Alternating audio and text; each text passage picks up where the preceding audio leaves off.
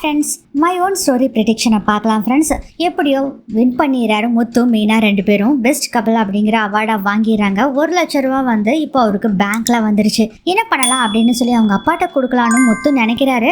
அப்போ அவங்க அப்பா சொல்றாங்க, இல்லை முத்து நீ வீடு கட்ட வச்சுக்கோ அப்படின்னு சொல்றாங்க. சரி பண்ணி சொல்றதும் கரெக்ட் தான் அப்படின்னு சொல்லி முத்துவும் முடிவு பண்ணிடுறாரு. அதுக்கப்புறம் என்ன ஆகுதுன்னா, முத்து மீனா அந்த 1,00,000 ரூபா வச்சு கூட ஒரு லோன் போட்டு நம்ம ரூமை கட்டிடலாமா மீனா அப்படின்னு கேட்குறாங்க. ஏங்க நீங்க சொல்றது நல்ல ஐடியாங்க, நம்ம வேணா பேங்க்ல போய் லோன் கேட்கலாமா? இல்ல மீனா, ஏற்கனவே காருக்கு வேற டியூ போயிட்டு இருக்கு, அதுதான் யோசனை பண்ற மீனா. இல்லைங்க, 1,00,000 ரூபா நம்ம கிட்ட இருக்கு, இதை வச்சு நம்ம எப்படியும் இன்னொரு லோன் வாங்கணும்னா நம்ம 2 கார் ஓடிட்டு இருக்குல்ல, எப்படியும் லோனை கட்டிடுவாங்க. என்னோட நகையெல்லாம் இருக்குதுங்களா, பாட்டி போட்ட நகை இருக்குல்ல, அதை வேணா நம்ம எடுத்துக்கலாம், அதை வச்சு நம்ம பணத்தை வாங்கிக்கலாம், மிச்ச காசு ஒரு 1,00,000 1,50,000 வரும், அதை லோன் போட்டுக்கலாமா அப்படின்னு கேட்குறாங்க. சூப்பர் மீனா, அது மாதிரியே செய்யலாம், சரி நம்ம நாளைக்கு பேங்க்கு போகலாம் அப்படின்னு சொல்லிட்டு முத்து மீனா 2 பேரும் பேங்க்குக்கு போறாங்க. மேனேஜர் சொல்றாரு, உங்க ஒருத்தரோட சம்பளத்தை மட்டும் இது பண்ண முடியாது, ஒய்ஃப் ஹஸ்பண்ட் 2 பேர்த்தோட சம்பளத்தையும் வச்சு வேணா நம்ம லோன் அப்ளை பண்ணலாம்னு மேனேஜரும் சொல்லிடுறாரு. அதுக்கப்புறம் மேனேஜர் இன்னொரு விஷயத்த சொல்றாரு, நீங்க 2 பேரும் ஜாயிண்ட் அக்கௌண்ட் ஓபன் பண்ணிக்கிங்க அப்படின்னு சொல்றாங்க.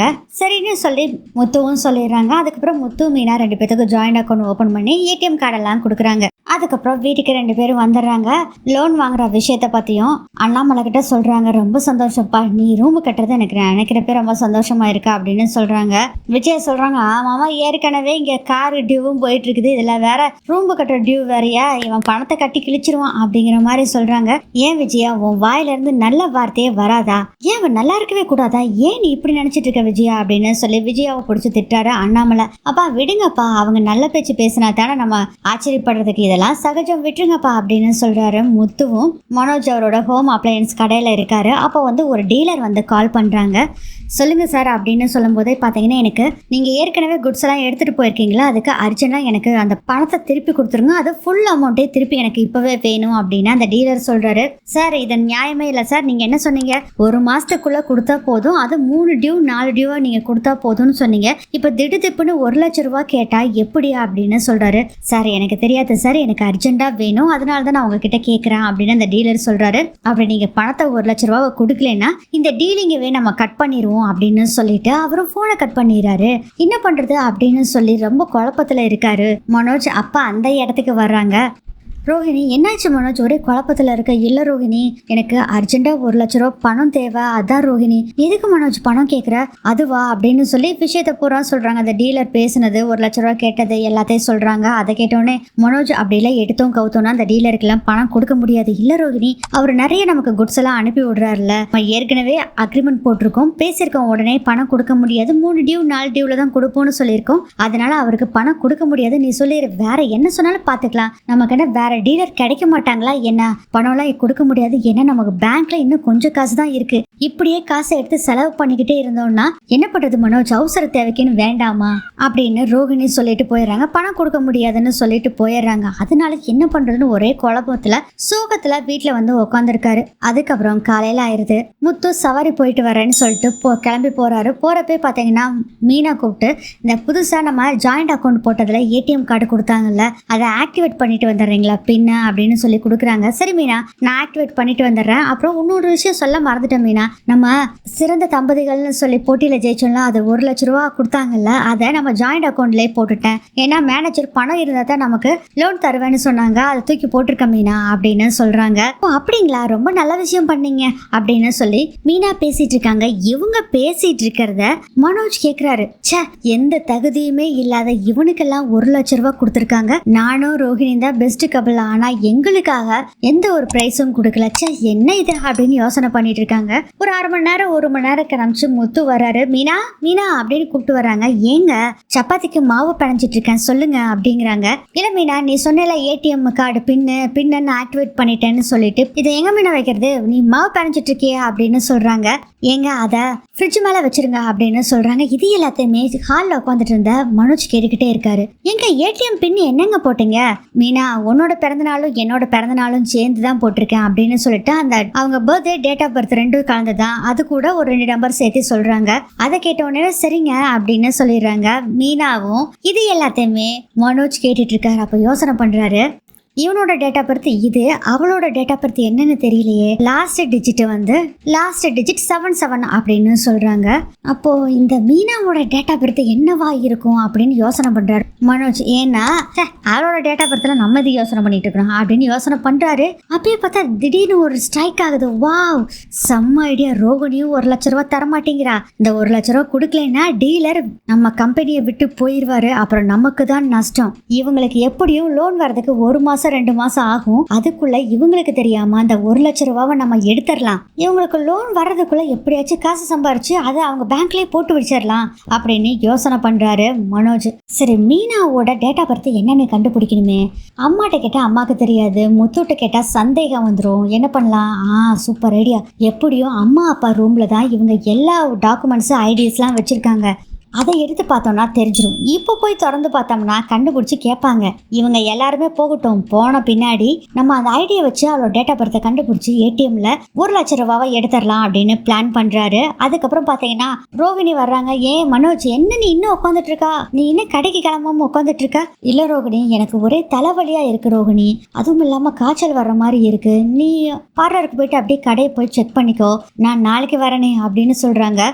விஜயா பார்த்துட்டு, டே என்னடா ஆச்சு, காய்ச்சலா உனக்கு? அம்மா இல்லைம்மா, உடம்புல குதுன்னு இருக்குமா, ஒரு மாதிரி காய்ச்சல் வர மாதிரியே இருக்குதுமா அப்படிங்கிறாங்க. சரி சரி மனோஜ், நீ டேப்லெட்டை போட்டு நல்லா படுத்து தூங்க, நான் வேணா டேப்லெட் தட்டுமா? இல்லை ரோகிணி வேண்டாம், நானே எடுத்துக்கிறேன் அப்படின்னு சொல்கிறாங்க. ரோகிணி வேலைக்கு போயிடுறாங்க. ஸ்ருதி ரவி 2 பேரும் போயிடுறாங்க. அதுக்கப்புறம் அண்ணாமலையும் நான் வந்து பரசுவை பார்த்துட்டு வர்றேன்னு சொல்லிட்டு போயிடுறாரு. மிச்சம் இருக்கிறது நம்ம விஜயாவும் மீனா மட்டும் தான் இருக்காங்க. அஜிஜோ, இந்த மீனா எப்போ போவான்னு வெயிட் பண்ணிட்டு இருக்காங்க. கரெக்டாக மீனாக்கு ஒரு ஃபோன் கால் வருது. பூ வேணும்னு கேட்குறாங்க. நான் இப்போ கொண்டு வந்துடுறேங்க அப்படின்னு சொல்லிட்டு, அத்தை நான் பூ கொடுக்க போயிட்டு வரேன் அப்படின்னு சொல்கிறாங்க. அப்புறம் நீ பூ கொடுக்க போகிற? ஆமாம், வேற என்ன வேலையை பார்க்க போகிற? வீட்டு வேலை எதை பார்க்க போகிற? அத்தை நான் சமைச்சு வச்சுட்டேன் அத்தை, எல்லாமே ரெடி பண்ணி வச்சுருக்கேன், நீங்கள் வேணுமா போட்டு சாப்பிட்டுக்கங்க அப்படின்னு சொல்லிட்டு அங்கேருந்து போயிடுறாங்க மீனா. அப்பாடா, எப்படியோ மீனாவும் போயிட்டா. அம்மாவை என்ன பண்ணுறது? இந்த விஷயத்த அம்மா கிட்ட சொன்னோம்னா கண்டிப்பாக அம்மா சப்போர்ட் பண்ணவே மாட்டாங்க. அதனால இந்த விஷயத்த அம்மா கிட்ட சொல்ல வேண்டாம் அப்படின்னு முடிவு பண்ணிடுறாரு மனோஜ். சரி, எப்படி அம்மாவை வெளியே அனுப்புறது அப்படின்னு யோசனை பண்றாங்க. கரெக்டா யோசனை வர்றது பார்வதி தான். பார்வதி ஆண்டி கிட்ட சொல்லி, சரி பார்வதி ஆண்டி கிட்ட சொல்லி ஏதாச்சும் பார்வதி ஆண்டியை வெளியே கூட்டிட்டு போக சொல்லலாம் அப்படின்னு நினைக்கும் போதே பாத்தீங்கன்னா கரெக்டா அந்த சிஷ்யம் ஒருத்தன் இருக்கான் பாத்தீங்களா, அது பரதநாட்டிய கிளாஸ்க்கு, அவன் வந்துடுறான். மேடம் போலாமா அப்படிங்கிறாங்க. வந்துட்டியாப்பா, போலாம் அப்படின்னு சொல்லிட்டு, டே மனோஜ், நான் பரதநாட்டிய கிளாஸ்க்கு போயிட்டு வந்துடுறேன்டா, நீ பத்திரமா இருந்துக்கவே இல்லை அப்படிங்கிறாங்க. அம்மா எங்கம்மா போறீங்க? பரதநாட்டிய கிளாஸ்க்கு தான்டா போறேன், இப்பதானே சொன்னேன். சரி சரி பத்திரமா போயிட்டு வாங்கம்மா. சரிடா, நீ இருந்துக்கு வேலை, மாத்திரை ஏதாச்சும் போடணுமா, சாப்பாடு ஏதாச்சும் எடுத்து கொடுத்துட்டு போட்டுமா? அதெல்லாம் ஒன்றும் வேண்டாமா, நான் எல்லாத்தையும் போட்டுக்கிறேம்மா அப்படின்னு சொல்லிடுறாங்க. பரதநாட்டிய கிளாஸ்க்கு விஜயாவும் போயிடுறாங்க. அதுக்கப்புறம் என்ன பண்ணுறாங்கன்னா, அந்த பீரோ திறக்கலான்ட்டு போனால் பீரோ பூட்டி இருக்கு. போச்சு போ, பீரோ பூட்டி இருக்கா, இனி என்ன பண்ணுறது அப்படின்னு யோசனை பண்ணிட்டு, சரி பீரோ மேலே தான் சாவி வைப்பான்னு சொல்லிட்டு எல்லா பீரோ மேலே தேடுறாங்க. கடைசியில் ஒரு இடத்துல சாவி இருக்கு. சாவியை வச்சு திறந்து பார்த்தா உள்ளுக்குள்ள நிறைய ஃபைல்ஸு ஐடிஸ்லாம் இருக்கு. எப்படியோ மீனாவோட ஐடி எடுத்து பார்க்குறாரு. அவங்களோட டேட் ஆஃப் பர்த் தெரிஞ்சிருது. அப்பாடா, எப்படியோ டேட் ஆஃப் பர்த் தெரிஞ்சிருச்சு. சரி, அந்த ஏடிஎம் கார்டை முத்து ஃப்ரிட்ஜ் மேலே தான் வச்சான் அப்படின்னு சொல்லிட்டு போய் ஃப்ரிட்ஜில் போய் பார்க்குறாரு. ஃப்ரிட்ஜ் மேலே பார்த்தா ஏடிஎம் கார்டை காணா. ஐயோ, ஏடிஎம் கார்டை காணாமே, என்ன பண்ணுறது அப்படின்னு ஒரே யோசனையில் இருக்காரு. சரி, அந்த பீரோலேயே ஃபைல் இதெல்லாம் வச்சிருக்காங்களா, அதில் தான் ஏடிஎம் கார்டு இருக்குன்னு சொல்லிட்டு போய் பார்க்குறாங்க. 3-4 ஏடிஎம் கார்டு இருக்கு. ஆனால் அதில் ஒரு ஏடிஎம் கார்டு மட்டும் புதுசாக இருக்கு. ஸோ இந்த ஏடிஎம் கார்டு தான் சொல்லி எடுத்துக்கிறாங்க. எடுத்துட்டு சரி ஏடிஎம் சென்டரில் போய் பணத்தை எடுத்துட்டு வந்துடலாம் அப்படிங்கும்போது தான் ஒரு ஞாபகம் வருது. ஏடிஎம் கார்டில் பணம் எடுத்தோம்னா கண்டிப்பாக பணம் எடுத்திருக்கோன்னு மெசேஜ் முத்துக்கு போயிடும். என்ன பண்ணுறது அப்படின்னு யோசனை பண்ணுறாரு. அப்போ இன்னைக்கு பணத்தை எடுக்க முடியாது அப்படின்னு தெரிஞ்சு போயிடுது. முத்து வந்தோடனே அவனோட ஃபோனை முதல்ல நம்ம ஆட்டை போட்டலாம் அப்படின்னு பிளான் பண்ணுறாரு. போட்ட பிளான் எல்லாம் வேஸ்ட்டாக போச்சு அப்படின்னு சொல்லிட்டு ஒரே சோகமாக வந்து உட்கார்றாரு. கொஞ்ச நேரத்துக்கு அப்புறம் மத்தியானம் சாப்பிட்றதுக்காக முத்து வர்றாரு. வீட்டில் மனோஜ் தவிர வேற யாருமே இல்லை. அதை பார்த்துட்டு, என்ன ஓடுகாலி நீ மட்டும் தான் இருக்கிற, வீட்டில் ஒருத்தருங்கன்னா எல்லாரும் வெளியே போயிட்டாங்க அப்படின்னு சொல்லவும், சரி சரி நான் போய் சாப்பிட்றேன் அப்படின்னு சொல்லிட்டு சாப்பிட்றதுக்காக வந்திருக்காரு. ஃபோனை ஹாலில் இருக்க சென்டர் டேபிள்லேயே வச்சுட்டு அவர் என்ன பண்ணுறாருன்னா போய் சாப்பிட்டுட்டு இருக்காரு. அப்போ என்ன பண்ணுறாருன்னா சென்டர் டேபிளில் வச்சுட்டு போயிருக்காரு முத்து ஃபோனை. ஆக்சுவலாக அவர் எப்படி வச்சுட்டு போயிட்டாருன்னா எஜ்ஜில் வச்சுட்டு போயிட்டாரு. ஜஸ்ட் மிஸ் ஆனாலும் கீழே விழுந்துடும். அப்போ ஒரு ஐடியா பண்ணுறாரு. தண்ணி சொம்பை கொண்டு வந்து அடியில் வைக்கிறாரு. சென்டர் டேபிள் கடியில் அந்த ஃபோன் வந்து விழுகிற மாதிரி இருக்கு. அந்த ஃபோன் கரெக்டாக கீழே விழுந்தா தண்ணிக்குள்ளே விழுகிற மாதிரி அரேஞ்ச் பண்ணி வச்சுட்டாரு மனோஜ். எப்படியும் ஏதாச்சும் ஒரு சண்டை போடுவான். அப்போ கோவம் வர்ற மாதிரி இந்த சென்டர் டேபிள தட்டினோம்னா அந்த போனு தண்ணிக்குள்ள விழுந்துரும் அப்படின்னு முடிவு பண்ணிடுறாரு. ஒரு நினைச்ச மாதிரியே முத்துவும் வம்பிழுத்துக்கிட்டே இருக்காரு மனோஜ. அப்பா இதுதான் கரெக்டான சந்தர்ப்பம், அதனால கோவத்துல அடிக்கிற மாதிரி இந்த சென்டர் டேபிள போட்டு ஒரு தட்டு தட்டுவோம் அப்படின்னு சொல்லிட்டு, டேய் முத்து ஏன்டா என்னை இப்படியே செஞ்சுட்டு இருக்க, எனக்கு மனசு கஷ்டமா இருக்குடா அப்படின்னு சொல்லி டமால்னு அந்த சென்டர் டேபிள தட்டுறாரு. கரெக்டா அந்த போன் போய் தண்ணி நிறைய இருக்கிற சொம்புக்குள்ள போய் விழுகுது. பட்டாம்பூச்சி பறிக்கிற மாதிரி லைட் பிளிங்க் ஆகிக்கிட்டே இருக்கு. இனி நம்ம இங்க இருந்தோம்னா இவன் கண்டுபிடிச்சிருவான் அப்படின்னு சொல்லிட்டு கோவத்திலேயே எழுந்திரிச்சு போற மாதிரி ரூம்குள்ள எழுந்திரிச்சு போய் ஒளிஞ்சுக்கிறாரு. லைட்டா கதவை மட்டும் திறந்து வச்சுக்கிறாரு. இவர் வந்து போனை பாக்குறாரா இல்லையான்னு பாத்துக்கிட்டே இருக்காரு. அவ கரெக்டா சாப்பிட்டுட்டு வந்துட்டு போன் எங்கடா காணா அப்படின்னு தேடும் போது பார்த்தா சொம்பு தண்ணிக்குள்ள போன் இருக்கு. முத்து என்ன நினைச்சுக்கிறாருன்னா, அடடா நம்ம ஓரத்துல போன் வச்சுட்டு போயிருந்தோம், அது வந்து தண்ணிக்குள்ள விழுந்துருச்சு அப்படின்னு சொல்லிட்டு உடனே போனை எல்லாத்தையும் எடுத்து பிரிச்சு போட்டு வெயில காய வச்சிட்டு இருக்காரு. தண்ணி எவாபரேட் ஆனா ஒரு அளவு போன் எடுக்குமோ என்னமோன்னு ரொம்ப நேரம் வெயிட் பண்றாரு. சரி சவாரி வேற வந்துடும், அந்த சிம் கார்டை எடுத்து வேற போன்ல போட்டுக்கலாம் அப்படின்னு யோசனை பண்றாரு. நம்ம கிட்ட தான் போன் இல்ல, சரி செல்வத்தோட போன்ல 2 சிம் கார்டு போடுற மாதிரி இருக்கும், அவனோட போன்ல போட்டுக்கலாம் அப்படின்னு சொல்லிட்டு முத்து அங்க இருந்து கிளம்பிடுறாரு. ஐயோ செல்வத்தோட போன்ல சிம் கார்டை போடுறதுக்குள்ள நம்ம உடனே போய் பணத்தை எடுக்கணும்னு சொல்லிட்டு வேகமா எழுந்துச்சு குடுக்குடுன்னு காரை எடுத்துக்கிட்டு வேகமா போய் ஒரு ஏடிஎம் சென்டர்ல போய் பணத்தை 1 லட்சம் ரூபான்னு போடுறாரு. பார்த்தா 50,000 ரூபாய்க்கு மேல எடுக்க முடியாதுன்னு வருது அந்த ஏடிஎம் சென்டர்ல. அங்க இருந்து ஒரு 50,000 ரூபாவை எடுத்துறாரு. அதுக்கப்புறம் அந்த ஏடிஎம் கார்டுக்கு லிமிட் 2 லட்சம் வரலும் அட் அ டைம்ல எடுக்கலாம்னு சொல்லி வந்திருக்கு. அதனால என்ன பண்றாருன்னா இன்னொரு 50,000 அது 25 2 ஏடிஎம் சென்டர்ல எடுக்கலாம்னு சொல்லிட்டு 2 ஏடிஎம் சென்டர்ல போய் 25 2 தடவை எடுத்துறாரு. மொத்தமா 1 லட்சம் ரூபாய் பணத்தை எடுத்துறாரு. ஆக மொத்தம் நம்ம முத்து மீனை சம்பாரிச்ச 1 லட்ச ரூபா பணத்தை ஆட்டை போட்டுட்டாரு மனோஜ் உடனே என்ன பண்றாருன்னா, இந்த பணத்தை நம்ம கையில வைக்க கூடாது, ரோகிணிக்கும் தெரியக்கூடாது அப்படின்னு நினைச்சிட்டு உடனே டீலருக்கு கால் பண்ணி அவரை வர சொல்லி அந்த 1 லட்ச ரூபா பணத்தையும் கொடுத்துறாரு. டீலர் சொல்றாரு, சார் பரவாயில்லையே சார், நீங்க உடனே பணத்தை கொடுத்து ரொம்ப நன்றி அப்படின்னு சொல்லிட்டு அவரும் போயிடுறாரு. அப்பாடா எப்படியா வேலையை முடிச்சிட்டோம்டா அப்படின்னு சொல்லிட்டு வந்து வீட்டுல வந்து படுத்துக்கிறாரு. மனோஜ் எதுவுமே தெரியாத மாதிரி அந்த ஏடிஎம் கார்டையும் கொண்டு போய் அங்க வச்சிடறாரு. அதுக்கப்புறம் சாயந்தரம் ஆயிடுது, வீட்டுக்கு எல்லாருமே வந்துடுறாங்க. முத்து வந்து சொல்லிக்கிட்டு இருக்காரு, என் போனு தண்ணிக்குள்ள விழுந்துருச்சு எடுக்கல, இப்போ வந்து எதுனாலும் செல்வத்துக்கு தான் கால் வரும், செல்வம் மீனா உன்னோட போனை கூப்பிடுவான் அப்படின்னு சொல்றாங்க. சரிங்க வந்தா போன் கொடுக்குறேன், ஏங்க இன்னொரு ஐடியா சொல்லட்டுமா, பேசாம என்னோட போனை நீங்களே வச்சுக்கோங்க, நான் வீட்டுல தானே இருக்கேன், அப்பப்போ பூ போடுறதானா மாமாவோட நம்பருக்கு வேணா கால் பண்ண சொல்லிடுறேனே அப்படின்னு சொல்றாங்க. மீனா இதுவும் நல்ல ஐடியாவே இருக்குதே அப்படின்னு சொல்லிட்டு, இரு நான் செல்வத்துக்கிட்ட சிம் கார்டை வாங்கிட்டு வந்துறேன் அப்படின்னு சொல்லிட்டு போய் சிம் கார்டை செல்வத்துக்கிட்ட இருந்து வாங்கிட்டு வந்து மீனாவோட போன்ல போடுறாங்க. போடும்போது பார்த்தா நிறைய மெசேஜ்லாம் வந்திருக்கு. அப்போ பேங்க்ல இருந்து ஒரு மெசேஜ் வந்திருக்கு. இப்போ புதுசா ஜாயிண்ட் அக்கௌண்ட் ஓபன் பண்ணாங்க பாத்தீங்களா, அந்த பேங்க்ல இருந்து தான் மெசேஜ் வந்திருக்கு. அது 2-3 மெசேஜ் வந்திருக்கு. என்ன இது பேங்க் மெசேஜ் மாதிரி இருக்கு அப்படின்னு சொல்லிட்டு, இது என்னன்னு தெரியலையா அப்படின்னு மீனா இது என்னன்னு பாத்தியா அப்படிங்கிறாங்க. பார்த்தா காசு எடுத்திருக்குன்னு சொல்லி வந்திருக்கு. மீனா என்ன மீனா 50,000 25,000 காசு எடுத்திருக்கேன்னு வந்திருக்கு. மீனாக்கு பதறி போயிடுறாங்க. என்னங்க சொல்றீங்க, பணமா, நாளை எதுவும் எடுக்கலீங்களே. மீனா இங்க பாரு அக்கௌண்ட்ல இருந்து பணம் எடுத்திருக்குன்னு மெசேஜ் வந்திருக்கு மீனா அப்படின்னு சொல்லும் போது, ஐயோ மெசேஜ் வந்துருச்சா அப்படிங்கிற மாதிரி முழிச்சுட்டு இருக்காரு மனோஜ். ஏன்னா முத்துக்கு மட்டும்தான் மெசேஜ் வரும், அதனால ஒன்றும் பிரச்சனை இல்லை, அந்த போனை தான் நம்ம தண்ணிக்குள்ள போட்டு இப்படி பண்ணிட்டோம்ல, அதனால கவலை இல்லைன்னு நினைச்சிட்டு இருந்தாங்க. கடைசியில பார்த்தா மீனாவோட போனுக்கும் மெசேஜ் வந்திருக்கு. இப்போ என்ன பண்றது அப்படின்னு குழப்பமா இருக்கு. ஆக்சுவலா ஜாயிண்ட் அக்கௌண்ட்னா யாராச்சும் ஒருத்தர் அக்கௌண்ட்டுக்கு தான் பணம் டெபிட் ஆகுது கிரெடிட் ஆகிறதுலாம் வரும், இது எப்படி 2 பேத்துக்குமே வருது அப்படின்னு ரொம்ப குழப்பமா இருக்காங்க மனோஜ். அப்பா என்னாச்சுன்னு தெரியலையப்பா, 1 லட்ச ரூபா பணத்தை யாரோ எடுத்துட்டாங்கப்பா அப்படின்னு சொல்லும்போது ரவி கிட்டையும் ஸ்ருதி கிட்ட எல்லாத்துக்கிட்டையும் சொல்றாங்க. அதை பார்த்து பதறி எங்க மெசேஜ் கொடு அப்படின்னு வாங்கி பாக்குறாரு ரவி. ஸ்ருதியும் பாக்குறாங்க, முத்து உங்க பேங்க்ல இருந்து தான் 2 லட்ச ரூபா பணத்தை 50,000 ஒரு தடவையும் 25,000 ஒரு தடவை எடுத்திருக்காங்க முத்து. இது ஏதோ ஹேக்கர்ஸ் பண்ண வேலையா தான் இருக்கும், உங்க போனை ஏதோ ஹேக் பண்ணி அவனுக்கு திருடி இருக்கானுங்க அப்படிங்கிற விஷயத்த சொல்றாங்க. ஐயோ என்ன பண்றது அப்படின்னு ஒரே குழப்பத்துல இருக்காங்க. மீனா முத்துக்கு ஒரே குழப்பம், என்னடா ஆச்சுன்னு குழம்பிட்டு இருக்காரு. அப்பதான் விஜயா சொல்றாங்க, உழைச்ச காசு தான் நிக்கும், குழைச்ச காசு எங்க நிக்க போகுது அப்படின்னு சொல்லி நக்கலா பேசிக்கிட்டு இருக்காங்க. அதை கேட்டோடனே அண்ணாமலைக்கு பயங்கர கோவம் வருது. விஜயா உன் வாயை வச்சுட்டு நீ சும்மாவே இருக்க மாட்டியா விஜயா, இங்க என்ன நிலைமை நடந்துட்டு இருக்கு அதுவும் கூட தெரியாம நீ இப்படி பேசிட்டு இருக்க, உன் வாயை மூடிட்டு பேசாம இரு அப்படின்னு திட்டாரு. உடனே சொல்லிடுவீங்களா இத அப்படின்னு சொல்றாங்க.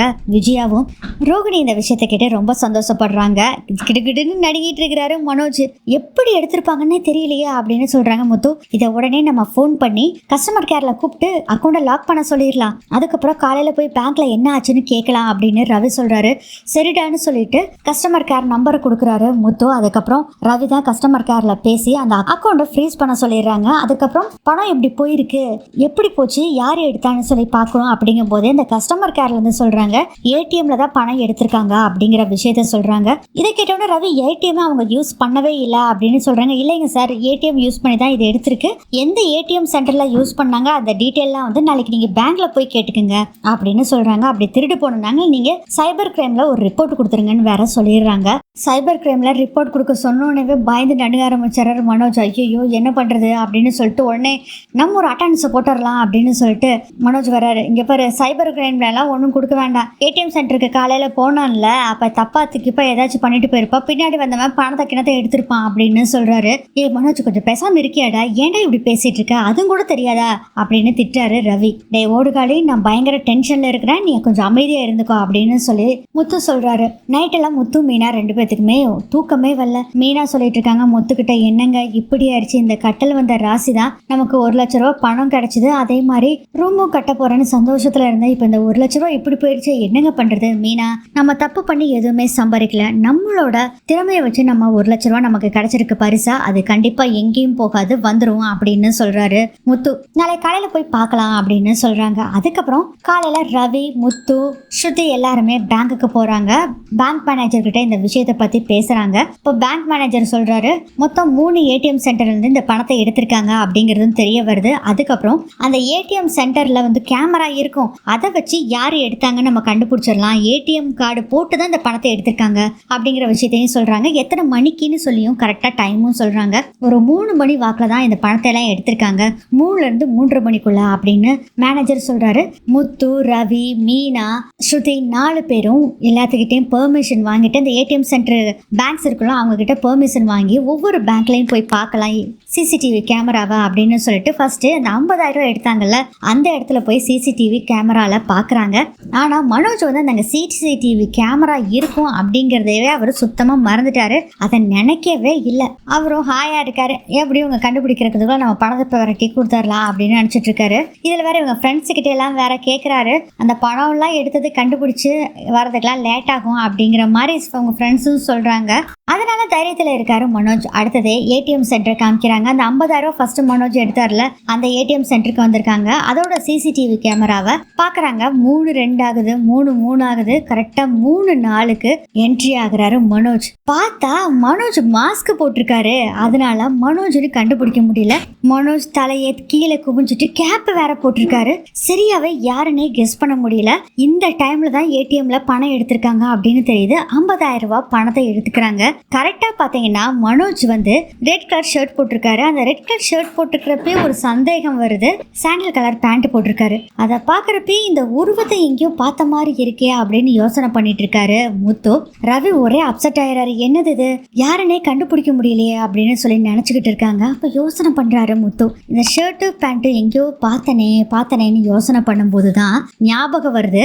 மனோஜ் என்ன பண்ணாருன்னா அந்த ஷர்ட்டும் பேண்ட்டையும் கலட்டி அழுக்குல போட்டிருப்பாரு. முத்து என்ன பண்ணுவாருன்னா அவரோட துண்டை அழுக்குல போடுறதுக்காக வருவாரு. அப்போ இந்த ஷர்ட்டும் பேண்ட்டும் தனியா அழுக்கு கூடைக்கு பக்கத்துல ஒரு பக்கெட்ல இருக்கிறத பார்த்திருப்பாரு. ஐயோ, இந்த ஓடுகாலியோட துணி வேற பார்லர் அம்மா தானே துவைக்கணும், அதுக்கு தான் வச்சுட்டு போயிருக்கானா, இவன் ஒருத்தண்டா, இவன் சுத்தி இருக்கவனுக்கானலையே இவனுக்கு ஆப்பு வரும்னு சொல்லிட்டு இவன் வேற லூசுத்தனமா சட்டையை போட்டிருக்கான் அப்படின்னு திட்டிட்டு முத்து போவாரு. அதை நினைச்சு பாக்குறாரு. டே யாருன்னு கண்டுபிடிச்சா அப்படின்னு முத்து சொல்றாரு. யாரு முத்து, இவனுக்கு தெரிஞ்சுதா, வேற யாரோட ஓடுகாலி தாண்டா அப்படின்னு சொல்றாரு. முத்து, என்ன முத்து சொல்றா, ஆமாண்டா நீங்க மத்தியானம் என் போனு தண்ணிக்குள்ள விழுந்துருச்சுல, அதனால வெளியே போயிட்டு அந்த போனை சிம் கார்டை செல்வத்திட்ட கொடுத்துட்டு வீட்டுக்கு வந்து உட்காந்தேன். அப்போ துண்டா அழுகு துணியில போடலான்னு போடுறப்போ பக்கெட்ல இந்த சட்டையும் இந்த பேண்ட்டும் இருந்தது, நான் பார்த்தேன், அது ஓடுகாலி தான் செஞ்சிருக்கான் அப்படின்னு சொல்றாங்க. அதை கேட்டோன்னா ஸ்ருதி சொல்கிறாங்க, இது மாதிரி எத்தனையோ பேர் ஷர்ட் பேண்ட் போட்டிருப்பாங்கல்ல அப்படின்னு சொல்லிட்டு வேற ஏதாச்சும் எவிடன்ஸ் கண்டுபிடிக்கணும் அப்படின்னு சொல்லும் போதே பார்த்தீங்கன்னா ரவி ஒரு ஐடியா சொல்கிறாரு. சரி, இங்கே இருக்க சிசிடிவி கேமராவில் தான் அவன் மறைஞ்சிருக்கு, வெளியே இருக்க கடைகளில் சிசிடிவி கேமராவை பார்த்தோம்னா கண்டுபிடிச்சிடலாம் அப்படின்னு சொல்லிட்டு வெளியே இருக்க சிசிடிவி கேமராவையும் பார்க்குறாங்க. பார்த்தா அப்பயும் முகம் இதெல்லாம் எல்லாமே மறைச்சு தான் மாஸ்க் போட்டிருக்காரு, கேப் போட்டிருக்காரு, கண்ணும் கூட சரியா தெரியாத அளவுக்கு தான் கேப்பை போட்டு மூடி இருக்காரு. ஆனால் நடக்கிற நடை உடை பாவனையெல்லாம் பார்க்கும்போதே அது மனோஜ் அப்படிங்கிறது அப்படிங்கறத ஓரளவுக்கு கன்ஃபார்ம் பண்ணிடுறாங்க.